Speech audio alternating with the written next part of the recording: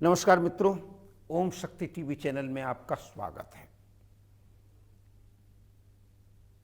मित्रों, ओम शक्ति TV channel का ये दायित्व और कर्तव्य समझता है अपना कि हम जीवन में जो बहुत से ज्वलन समस्याएं हैं, जीवन में जो बहुत से झंझावात हैं, जीवन में जो बहुत संघर्षपूर्ण क्षण हैं या जीवन को प्रकाशित करने वाली जो तमाम से चीज़ें हैं, उन पर कुछ प्रकाश डाला जाए। जीवन सुंदर कैसे बनेगा, जीवन सुदृढ़ कैसे बनेगा, जीवन किस प्रकार से आगे बढ़ेगा और जीवन किस प्रकार पुष्पित पल्लवित होगा, इसके लिए आवश्यक है परोपकार। तो आज हमारा विषय, आज हम चर्चा करेंगे परोपकार पे। और परोपकार क्या है? दूसरे पर उपकार करना। संसार में बहुत से पीड़ित व्यक्ति हैं, संसार में बहुत से दुखी व्यक्ति हैं, संसार में बहुत अशांत व्यक्ति हैं, संसार में बहुत से अभावग्रस्त व्यक्ति हैं और संसार में ऐसे भी व्यक्ति हैं जिनको कहीं न कहीं लोगों की आवश्यकता पड़ती है। उस संसार को शुद्ध करने के लिए, समाज को शुद्ध करने के लिए समाज के अभावग्रस्त लोगों की सहायता करते हैं, जो उनको परोपकार कहा जाता है। और वो परोपकार केवल संसार तक ही, केवल समाज तक ही सीमित नहीं है, बड़ा असीमित क्षेत्र है। पर उपकार बचन मन काया। आप दुखी हैं तो आपको सुख कैसे मिलेगा? कोई आता है आपको उठा लेता है, कोई आता है आपको जो अभाव है उससे आपको दूर कर देता है। वृक्ष भी परोपकार करते हैं। वृक्ष कबहु नहीं फल बखे, नदी न संचय नीर। नदी अपना जल कभी स्वयं नहीं पीती है। और साधु, ये तीनों लोग एक उदाहरण में बताया गया है। वृक्ष कबहु नहीं फल बखे, वृक्ष अपना फल स्वयं नहीं खाते हैं,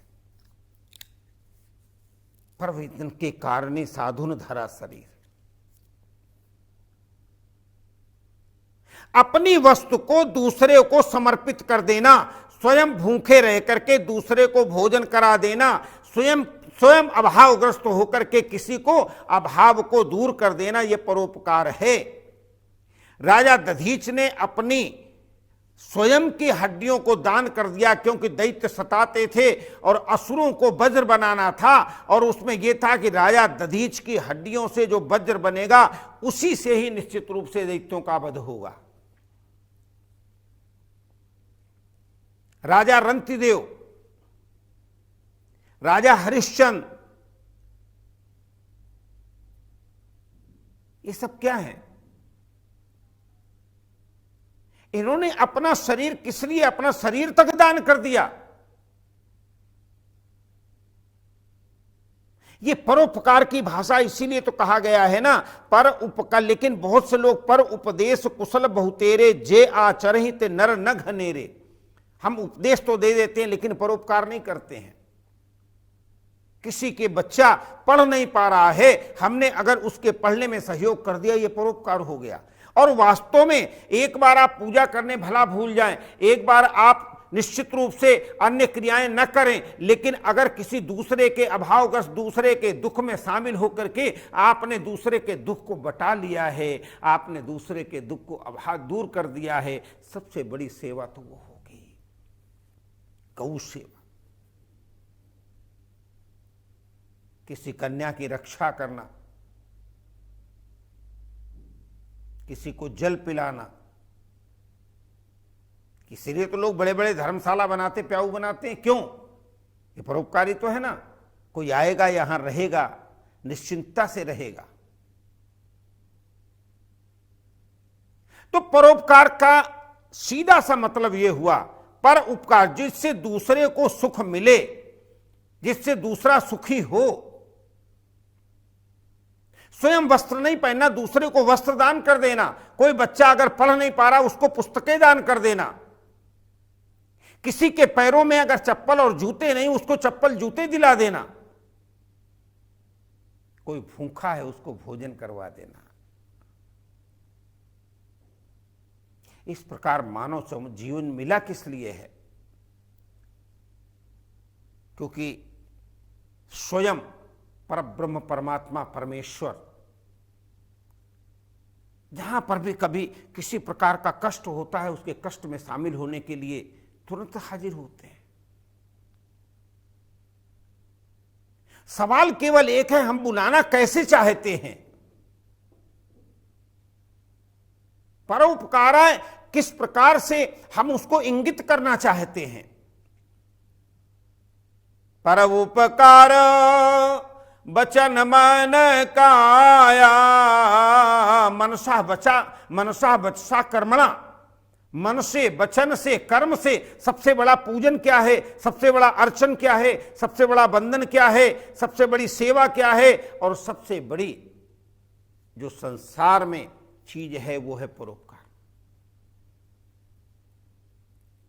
साधु स्वयं थोड़ा सा अन्न लेकर के दूसरों को सुख, समाज कैसे सुखी होगा, चिंतन करता है, मनन करता है।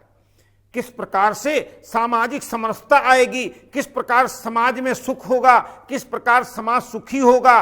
कुआं खुदवाना है, कहां पे ट्यूबवेल लगवाना है, कहां पर जो तमाम सी जो उर्वरा धरती करनी है, किस प्रकार से होगा, किस प्रकार से तमाम ये जितनी भी समाज में संसार की जितनी भी चीजें हैं, जिससे मानव मात्र ही नहीं बल्कि पशु पक्षी को भी सुख मिले, उसके कार्य बताने के लिए वही तो परोपकार है। इसीलिए साधु शरीर धारण करते हैं। और साधु कौन होता है? जो जीवन को स्वचालित रूप से, जीवन को स्मूर्त होकर के जीवन में जगाता रहे, जीवन में ज्योति जलाता रहे, जीवन में प्रकाश देता रहे, जिससे कि आप उस अंधेरे पथ पर, जीवन के पथ पर चल सके आगे।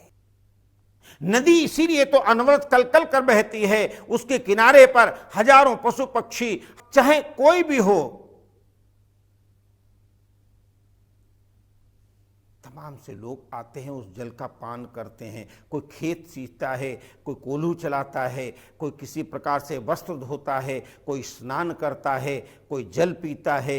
लेकिन कभी नदी ये नहीं कहती कि हमारा जल आपको मिलेगा, आपको नहीं मिलेगा। क्योंकि परमार्थ के कारण साधु न धरासरी, वो परमार्थ है। परमार्थ क्या है? जीवन में दूसरे को सुख देना। इसलिए जीवन में परोपकार बहुत आवश्यक है।